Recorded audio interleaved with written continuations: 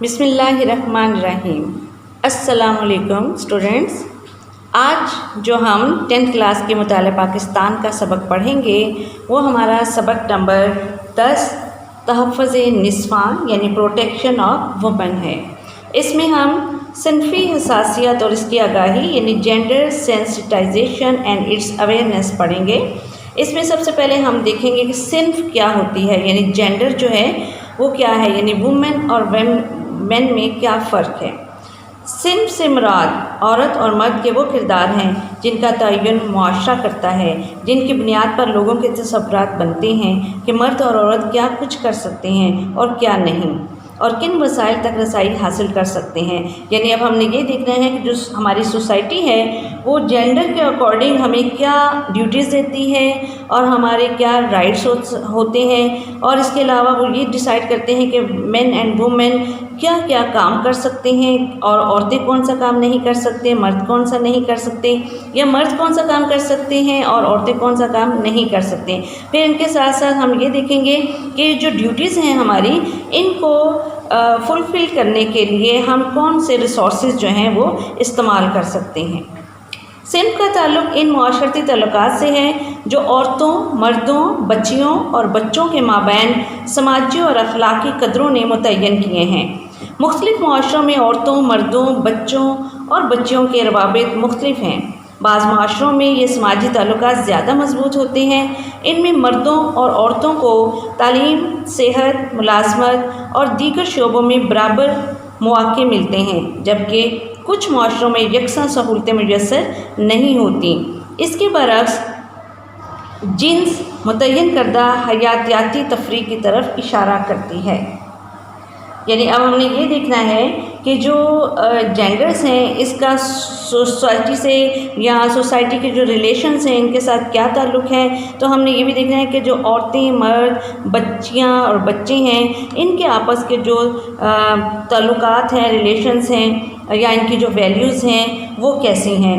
پھر بہت ساری سوسائٹیز میں ہم یہ دیکھتے ہیں کہ عورتوں، مردوں، بچوں اور بچیوں کے جو تعلقات آپس کے ہوتے ہیں وہ مختلف ہوتے ہیں۔ ان کے جو سماجی تعلقات یعنی سوشل ریلیشنز ہیں وہ کچھ سوسائٹیز میں بہت زیادہ اسٹرانگ ہوتے ہیں جبکہ کچھ میں اسٹرانگ نہیں ہوتے۔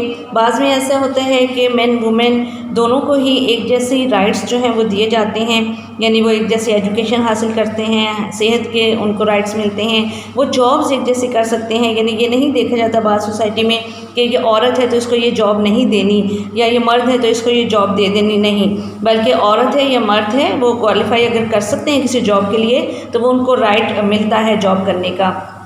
لیکن اگر ایسا نہیں ہے تو وہ کچھ سوسائٹیز میں ہے کہ جہاں پہ یہ تفریق ہے، یہ ڈفرینس کیا جاتا ہے کہ مرد کی جابز الگ سے ہوں گی اور خواتین کی جو جابز ہیں وہ الگ ہوں گی۔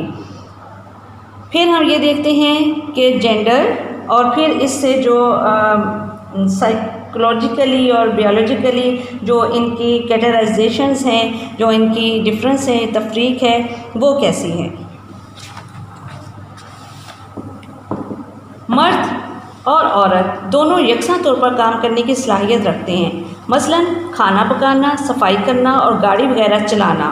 یعنی اگر ہم یہ دیکھیں کہ وہ مرد ہو یا عورت ہو، یعنی گرل ہو یا بوائے ہو، دونوں ہی کچھ کام کرنے کی ایبلٹی رکھتے ہیں۔ جیسے کھانا پکانا ہے تو دونوں کر سکتے ہیں، مرد بھی کھانا پکاتے ہیں اور عورتیں بھی کھانا پکاتی ہیں۔ پھر صفائی بھی دونوں ہی کر سکتے ہیں، گاڑی بھی دونوں چلا سکتے ہیں۔ اس طرح بہت سارے کام ایسے ہوتے ہیں جو مرد بھی کر سکتے ہیں اور خواتین بھی کر سکتی ہیں۔ صنفی کردار کسی معاشرے، کمیونٹی یا دوسرے معاشرتی گروہوں میں سیکھے ہوئے رویے ہیں جو عورت اور مرد کی سرگرمیاں، اہداف اور ذمہ داریاں تقسیم کرتے ہیں۔ انسانی کردار جہاں عمر، نسل، اخلاقیات اور مذہب سے متاثر ہوتا ہے وہیں جغرافیائی، معاشی اور سیاسی ماحول سے بھی متاثر ہوتا ہے۔ یعنی اگر ہم یہ دیکھیں کہ جو جینڈرز ہیں وہ کسی بھی سوسائٹی میں یا کمیونٹی میں یا جو دوسرے گروپس ہیں ان میں جب کام کرتے ہیں تو وہ کس طرح کرتے ہیں. ایک تو وہ ایک دوسرے سے سیکھتے ہیں اور دوسرا یہ ہے کہ ان کی جو ایکٹیویٹیز ہوتی ہیں مرد کی ہوں یا عورتوں کی ہوں یا ان کا بیہیویئر جو ہے وہ کیسے سیکھتے ہیں. تو وہ سوشل گروپس سے سیکھتے ہیں, یعنی ایک دوسرے سے جب ہم سوسائٹی میں رہتے ہیں تو ہم ایک دوسرے سے وہ سیکھتے ہیں اور اسی طرح ہماری جو ڈیوٹیز ہوتی ہیں وہ ڈیوائڈ ہوتی ہیں ایک دوسرے میں. پھر ہم دیکھتے ہیں کہ جو انسانی کردار ہیں اس میں ہم کس چیز کا خیال رکھتے ہیں. تو ایج کا خیال رکھتے ہیں, ریسز کا یعنی نسل کا, پھر ان کے ویلیوز کا, ان کے ریلیجن کا, پھر اس کے علاوہ جو ہماری سائیکولوجیکل یا ہماری جو جغرافیکل چینجز ہیں ان کو بھی ہم مد نظر رکھتے ہیں کہ ان کے مطابق ہم کام جو ہیں وہ عورتوں اور مردوں میں تقسیم کرتے ہیں. صنفی کردار سازی یعنی اب ہم نے دیکھنا ہے سوشل ڈیولپمنٹ آف جینڈر. صنفی کردار سازی سے مراد وہ معاشرتی عمل ہے جس کے ذریعے مرد اور عورت کو مخصوص معاشرتی کردار نبھانے کا طریقہ سکھایا جاتا ہے. مثلا لڑکے کو بیٹ یا ہاکی دو, لڑکی کو گڑیا, لڑکا باہر کے کام کرے اور لڑکی گھرداری کرے وغیرہ. تاہم بات یہ ہے کہ کردار سازی کے اس عمل میں لڑکوں اور لڑکیوں کو یکساں مواقع فراہم کیے جانے چاہیے. یعنی اب یہ دیکھا جاتا ہے کہ سوسائٹی میں تھوڑا سا ڈفرینس کیا جاتا ہے ڈیوٹیز دینے میں, اور یہ کہا جاتا ہے کہ لڑکے کو کھیلنے کے لیے بیٹ یا ہاکی دے دو اور لڑکی کو کھیلنے کے لیے گڑیا دو. یعنی کہ اب یہ ہماری سوسائٹی میں کہا جاتا ہے کہ لڑکے بیٹ یا ہاکی اس طرح کی گیم کھیل سکتے ہیں اور لڑکیاں بیٹ اور ہاکی نہیں کھیل سکتی. اسی طرح لڑکیاں گڑیا کھیل سکتی ہیں اور لڑکے نہیں کھیل سکتے. لیکن بہت ساری سوسائٹیز میں ایسا نہیں ہوتا, بلکہ وہاں لڑکے اور لڑکیوں دونوں کو ہی کوئی سا بھی اپنی پسند کا گیم جو ہے وہ کھیل سکتے ہیں. اسی طرح اگر ہم دیکھتے ہیں کہ کام کرنے کے لیے جو ڈیوٹیز ہیں وہ دے دی جاتی ہیں اور یہ ایکسپیکٹ کیا جاتا ہے کہ لڑکی جو ہے وہ صرف گھر کا کام کرے گی اور لڑکا جو ہے وہ باہر کا کام کرے گا. لیکن بہت ساری سوسائٹیز میں ایسا نہیں ہے, لڑکے بھی گھر کا کام کرتے ہیں, لڑکیاں بھی باہر کا کام کرتی ہیں اور لڑکے بھی. اور پھر یہ کیا ہے کہ کردار سازی کے اس عمل میں لڑکوں اور لڑکیوں کو یکساں مواقع فراہم کیے جانے چاہیے. یعنی اگر ہم یہ دیکھتے ہیں کہ ہماری سوسائٹی ترقی کرے اور زیادہ سے زیادہ ڈیولپمنٹ ہو, سوشل ڈیولپمنٹ ہو, تو اس کے لیے ہمیں کیا کرنا ہوگا کہ ہمیں لڑکوں اور لڑکیوں دونوں کو ہی ایک جیسے مواقع دینے پڑیں گے کہ وہ گھر کا کام بھی لڑکے بھی کریں اور لڑکیاں بھی کریں اور باہر کا کام بھی لڑکے اور لڑکیاں دونوں برابر کریں. صنفی کردار سازی کے ادارے, اب ہم دیکھ رہے ہیں کہ وہ کون سے انسٹیٹیوشنس ہیں جو جینڈر کی کریکٹر بلڈنگ کرتے ہیں. والدین, گھر, محلہ, معاشرہ, اسکول, تعلیمی ادارے, ذرائع ابلاغ, کام کی جگہ, ریاستی, حکومتی, سیاسی اور مذہبی ادارے صنفی کردار سازی کے اداروں کے طور پر کام کرتے ہیں. یعنی اب ہمارے جو وہ انسٹیٹیوشنس ہیں وہ کون سے انسٹیٹیوشن میں بنانے نہیں پڑتے. سب سے پہلے نمبر پہ جو پیرنٹس آ جاتے ہیں کہ سب سے پہلے ہمیں پیرنٹس جو ہے وہ گائیڈ کرتے ہیں, ہماری ڈیوٹیز کے بارے میں ہمیں بتاتے ہیں, ہمارے رائٹس کے بارے میں ہمیں بتاتے ہیں. پھر دیکھتے ہیں کہ ہمارے گھر کے جو باقی لوگ ہیں وہ بھی اس میں شامل ہوتے ہیں. پھر ہمارے لوکیلٹی کے لوگ, ہماری سوسائٹی, اسکول, انسٹیٹیوشن جتنے بھی ہیں یا جہاں وہ آفیسز, وہ جگہیں جہاں پہ ہم کام کرتے ہیں. پھر اس کے بعد ہماری حکومت آ جاتی ہے. اس کے علاوہ پولیٹیکل اور ریلیجس جو ہمارے انسٹیٹیوشنس ہیں وہ بھی اس میں بہت زیادہ اپنا کردار ادا کرتے ہیں کہ وہ بوائز اور گرلز دونوں کو ہی بتائیں کہ وہ ایکول اپرچونٹیز جو ہیں وہ حاصل کر سکتے ہیں. اور اس طرح سوشل ڈیولپمنٹ جو ہوتی ہے وہ جینڈر کی ڈیولپ کرتی ہے. اور اگر ہم اس کو باؤنڈ کر دیں گے کہ یہ کام لڑکے کر سکتے ہیں لڑکیاں نہ کریں, اور یہ کام دوسرا کام جو ہے وہ لڑکیاں کر سکتی ہیں اور لڑکے نہیں کر سکتے, تو پھر ہمارے جو کریکٹر بلڈنگ ہے جینڈر کی وہ نہیں ہو سکتی. اگر ہم نے اپنے ملک کو ترقی دینی ہے یا اپنی سوسائٹی کو ترقی کے مراحل پر لے کے جانا ہے تو ہمیں دونوں کو ساتھ ساتھ لے کر جانا پڑے گا. اس کے بعد ہم دیکھتے ہیں صنف کی بنیاد پر سرگرمیاں یعنی activities on the basis of gender. اب جینڈر کے مطابق ہم نے دیکھنا ہے کہ کون سے کام جو ہیں وہ لڑکے کرتے ہیں اور کون سے کام لڑکیاں کرتی ہیں اور کون سے کام ایسے ہیں جو دونوں ہی کرتے ہیں. پہلے نمبر پہ کیا ہے؟ معاشی سرگرمیاں, اکنامک ایکٹیویٹیز. یعنی اب ہم کمانے کے لیے, اپنی روزگار حاصل کرنے کے لیے جو ایکٹیویٹیز ہیں اس میں دیکھتے ہیں کہ لڑکے کیا کام کرتے ہیں اور لڑکیاں کیا کرتی ہیں. معاشی سرگرمیاں اشیاء کی پیداوار اور ان کی خرید و فروخت کی خدمات پر مشتمل ہوتی ہیں جن سے آمدن حاصل ہوتی ہے. مثلا زرعی شعبے یا فیکٹری میں کام کرنا۔ ان سرگرمیوں سے حاصل شدہ رقم سے روزمرہ کے اخراجات پورے کیے جاتے ہیں۔ صنف کی سماجی ساخت نے یہ سرگرمیاں مردوں پر عائد کی ہیں، مگر حقیقت یہ ہے کہ اس پیداواری کام میں عورتیں بھی شریک ہوتی ہیں۔ جیسے زراعت کے شعبے میں عورت کا کلیدی کردار ہے، یعنی کہ بہت امپورٹنٹ کردار ہے۔ اس کے علاوہ خواتین تعلیم، صحت اور صنفی شعبوں میں مردوں کے شانہ بشانہ کام کر رہی ہیں۔ یعنی اگر ہم اکنامک ایکٹیویٹیز دیکھتے ہیں تو وہ ایک ٹھپا لگ گیا ہے کہ یہ کام جو ہے یعنی کما کر لانا صرف مرد کا ہی کام ہے، حالانکہ عورت بھی اس میں 100% اس کے شانہ بشانہ کام کرتی ہے۔ اگر ہم دیکھتے ہیں کہ زرعی شعبہ جو ہمارا ہے یا فیکٹری ہے، تو اس میں بھی یہی سوچا جاتا ہے کہ صرف جو مرد ہیں وہ زراعت کا کام کریں گے، کھیتوں میں کام کر سکتے ہیں، یا فیکٹری میں بھی صرف مرد کام کرتے ہیں، تو ایسا نہیں ہے۔ اگر ہم غور سے دیکھیں تو عورتیں ان کے شانہ بشانہ کام کرتے ہیں۔ جیسے کھیتوں میں مرد اگر ہل چلاتا ہے تو عورت بیج ڈال رہی ہوتی ہے، پانی دیتی ہیں، پھر کٹائی کا جب موسم آتا ہے تب بھی خواتین جو ہیں وہ مردوں کے ساتھ کھیتوں میں کام کرتی ہیں، کٹائی کرتی ہیں، فصل کو سنبھالتی ہیں۔ اس طرح فیکٹری میں بھی بہت ساری خواتین جو ہیں وہ مردوں کے شانہ بشانہ کام کرتی ہیں، کہ بڑا امپورٹنٹ ان کا ایک رول ہوتا ہے۔ پھر اس کے علاوہ ہم دیکھتے ہیں کہ تعلیم اور صحت یا صنعتی شعبے جتنی بھی ہیں، ان سب میں ایکول مردوں کے کام کرتی ہیں خواتین، اور وہ اپنی ارننگ حاصل کرتی ہیں، اپنے لیے منی حاصل کرتی ہیں۔ اس طرح ہم یہ نہیں کہہ سکتے کہ عورت جو ہے وہ زراعت میں کام نہیں کر سکتی یا وہ فیکٹری میں کام نہیں کر سکتی۔ نمبر 2 دیکھتے ہیں کیا ہے، سیاسی سرگرمیاں، پولیٹیکل ایکٹیویٹیز۔ سیاسی فیصلہ سازی کے عمل میں مردوں کے ساتھ خواتین بھی اہم کردار ادا کرتی ہیں۔ صوبائی اور قومی اسمبلیوں میں خواتین کی شمولیت 33%، 33% پہلے کے مقابلے میں زیادہ ہے۔ یعنی اب ہم دیکھتے ہیں کہ ہماری پولیٹیکل جو ایکٹیویٹیز ہیں اس میں بھی خواتین مردوں کے شانہ بشانہ کام کرتی ہیں، اور ان کو 33% ہے وہ زیادہ اسمبلیوں میں سیٹیں ملی ہیں۔ اور اب پہلے جتنی خواتین پولیٹیکل اس میں ایکٹیویٹیز میں کام کر رہی تھیں، ان میں سے 33% زیادہ وہ کام کرتی ہیں۔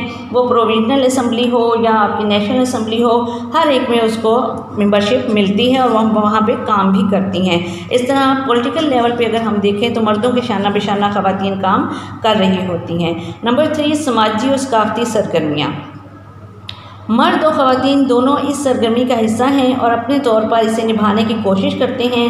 اس میں سماجی تعلقات، لوگوں سے ملنا جلنا، شادی بیاہ میں شرکت، بیمار کی عیادت کرنا، تعزیت کرنا، مشکل میں کسی دوسرے کی مدد کرنا اور تقریبات میں شرکت کرنا نمایاں سماجی اور ثقافتی سرگرمیاں ہیں۔ یعنی اگر ہم سوشل اینڈ کلچرل ایکٹیویٹیز کی طرف جاتے ہیں اور دیکھتے ہیں کہ وہ کون کرتا ہے، تو بوتھ مین اینڈ وومین، یعنی مرد اور خواتین دونوں ہی اپنے اپنے جو ایکٹیویٹیز ہیں اس میں بہت اچھا کام کر رہے ہیں، اور دونوں ہی یہ دیکھتے ہیں کہ ہم اپنی جو سوشل اور کلچرل ایکٹیویٹیز کی ڈیوٹیز ہیں اس کو بہت اچھے طریقے سے ادا کریں، اور اس میں پھر وہ اپنے سوشل ریلیشنز اور سوشل ایکٹیویٹیز، پھر لوگوں سے ملنا، پھر شادی بیاہ کچھ بھی ہو یا کسی بیمار کو دیکھنے جانا ہو یا کسی کی ڈیتھ ہو گئی ہے تو اس کی تعزیت کرنے جانا ہے، یا ہم مشکل میں کسی کی مدد کرتے ہیں تو وہ دونوں ہی کرتے ہیں، یعنی مرد بھی اور خواتین۔ اس طرح ہم یہ کہہ سکتے ہیں کہ مرد اور خواتین دونوں ہی سماجی اور ثقافتی سرگرمیوں میں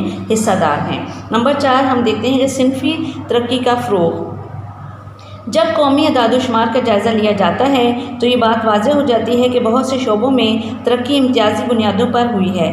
یہ ترقی زیادہ تر مردوں کے حق میں جاتی ہے، جس کے باعث زیادہ تر خواتین کو صحت، تعلیم، روزگار اور اعلیٰ انتظامی عہدوں تک رسائی ممکن نہیں ہوتی۔ یہاں ہمیں یہ پیغام ملتا ہے کہ یکساں، منصفانہ اور پائیدار ترقی کے لیے مقتدر حلقوں کو عورتوں اور ان کی ضرورتوں اور ترجیحات کو اتنی ہی اہمیت دینی چاہیے جتنی مرد اور اس کی ضرورتوں کو ترجیح دی جاتی ہے۔ خواتین معاشرے کے ہر شعبے میں اہم اور فعال ترین ذمہ داریاں ادا کرتی ہیں۔ خواتین بطور پائلٹ، اساتذہ، ڈاکٹرز، نرسز، انجینئرز، سیاسی اور سماجی قائد ہر شعبۂ زندگی میں نمایاں طور پر اپنا کردار ادا کر رہی ہیں۔ مثلاً پاکستان میں چند نمایاں خواتین کا تذکرہ ضروری ہے۔ محترمہ فاطمہ جناح نے تحریک پاکستان کے دوران قائد اعظم کے ساتھ مل کر انتھک محنت کی۔ محترمہ بینظیر بھٹو عالم اسلام کی پہلی خاتون وزیر اعظم تھی۔ اسی طرح عرفہ کریم پاکستان کی کم ترین micro software certified professional اور ملالہ یوسفزئی دنیا کی کم عمر ترین نوبل انعام یافتہ طالبہ ہیں۔ شہناز لغاری پہلی پائلٹ خاتون اور مریم مختار پاکستان کی پہلی شہید پائلٹ تھیں۔ اب ہم یہ دیکھتے ہیں کہ پروموشن آف جینڈر ڈیولپمنٹ کہ جو جینڈر ہے اس کو کتنی رائٹس ملتے ہیں ڈیولپمنٹ کی طرف، اور اس کو کتنی پروموشن ملتی ہے، یعنی مردوں کو کتنی پروموشن ملتی ہے اور لیڈیز کو کتنی پروموشن ملتی ہے۔ تو یہ جو جتنا بھی ہم نے پڑھا ہے اس کے اگر ہم قومی اعداد و شمار کا جائزہ لیں تو ہمیں پتہ چلتا ہے کہ وہ صحت، تعلیم، روزگار یا کوئی بھی اعلیٰ انتظامی عہدے ہوں تو اس میں مردوں کو زیادہ پریفرنس دی جاتی ہے جبکہ لیڈیز کو پریفرنس نہیں دی جاتی۔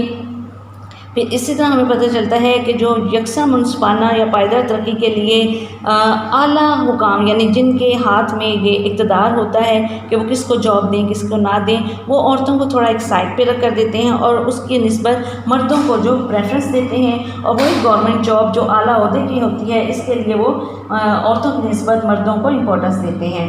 پھر اگر ہم دیکھتے ہیں خواتین معاشرے کے ہر شعبے میں کس طرح کا کام کرتی ہیں، تو خواتین ہر طرح کا کام کر رہی ہیں اور کر بھی سکتی ہیں اگر ان کو موقع ملے۔ جیسے اگر پائلٹ دیکھیں تو خواتین بھی پائلٹ ہیں، جہاز اڑا رہی ہیں، لیڈیز ٹیچرز بھی ہیں، پھر ڈاکٹرز بھی ہوتی ہیں، لیڈی ڈاکٹرز بھی ہوتی ہیں، نرسز جو ہیں وہ بھی خواتین ہیں، خواتین انجینئرنگ کے میدان میں بھی ہیں۔ پھر پولیٹیکل اور سوشل لیول پر بھی اگر ہم دیکھیں تو خواتین بہت اہم کردار ادا کر رہی ہیں ہر شعبے میں کہ وہ ملک جو ہے اس سے ترقی کر لیں۔ مثلا پاکستان کے پاس اگر ہم دیکھیں تو ہر شعبے کی خواتین موجود ہیں، پائلٹ بھی ہیں، ٹیچرز بھی ہیں، نرسز ہیں، انجینئرز ہیں، پولیٹیکل لیول میں بھی ہماری خواتین ہیں۔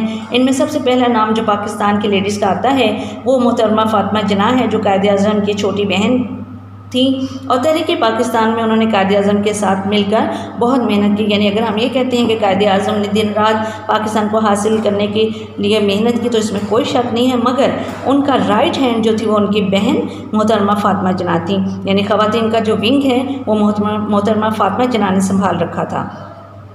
پھر ہم محترمہ بینظیر بھٹو کو دیکھتے ہیں کہ جب پاکستان بنا تو اس کے بعد پہلی جو خاتون وزیر اعظم تھی ان کا تعلق پاکستان سے ہی تھا، اور وہ محترمہ بینظیر بھٹو تھی جو پورے عالم اسلام میں اور پاکستان کی پہلی خاتون وزیر اعظم ہیں۔ پھر عرفہ کریم جو بہت ہی چھوٹی عمر کی اسٹوڈنٹ تھیں اور انہیں بہت ہی چھوٹی عمر میں 9 سال کی عمر میں مائکرو سافٹ ویئر سرٹیفکیٹ دیا ہے، پروفیشنل سرٹیفکیٹ ملا، اور لیکن اب اللہ تعالیٰ کی مرضی ہے کہ وہ 16 سال کی عمر میں ہی ان کی ڈیتھ ہو گئی۔ اور ملالہ یوسفزئی جو دنیا کی کم ترین نوبل انعام یافتہ طالبہ ہیں، یعنی نوبل جو پرائز ملتا ہے اس میں سب سے کم عمر ترین جو لڑکی ہے وہ بھی ملالہ یوسفزئی ہے جسے یہ انعام ملا۔ پھر اس کے علاوہ جو پہلی خاتون پائلٹ ہیں ہماری وہ شہناز لغاری ہیں، اور مریم مختار پاکستان کی پہلی شہید پائلٹ تھی، یعنی کہ شہداء میں بھی جو ہماری لیڈیز ہیں وہ سرفہرست ہیں۔ تو اسٹوڈنٹس امید ہے کہ آپ کو یہ لیکچر سمجھ آ گیا ہوگا۔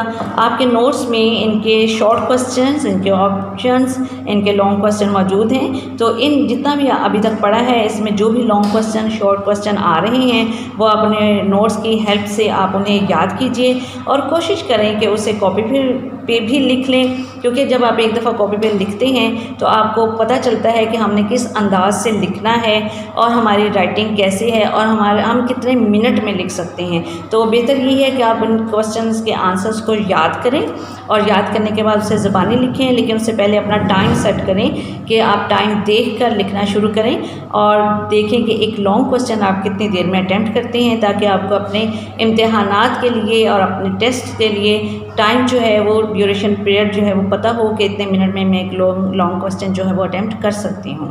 تو یہ سارا کام آپ نے کرنا ہے اور اس کے بعد اس کو یاد بھی کرنا ہے۔ اللہ حافظ۔